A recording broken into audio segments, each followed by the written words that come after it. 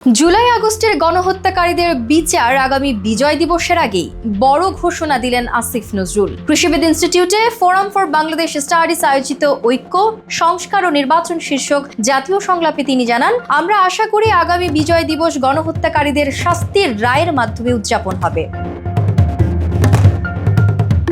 আসিফ নজরুল জানান, বাংলাদেশ এখন একটি অসাম্প্রদায়িক রোল মডেল তৈরি করেছে। চট্টগ্রামের আইনজীবী আলিফ হত্যাকাণ্ডের পর মুসলিমরা ধৈর্যের পরিচয় দিয়েছে এবং মন্দিরে মাদ্রাসা ছাত্ররা পাহারা দিয়েছে। তিনি আরো বলেন, আমাদের সরকারের আমলে কমপক্ষে 4টি মানবতা বিরোধী অপরাধ ঘটেছে, যার মধ্যে জুলাই আগস্ট হত্যাকাণ্ডও রয়েছে। সরকার এইসব হত্যাকাণ্ডের বিচার করতে প্রতিশ্রুতিবদ্ধ।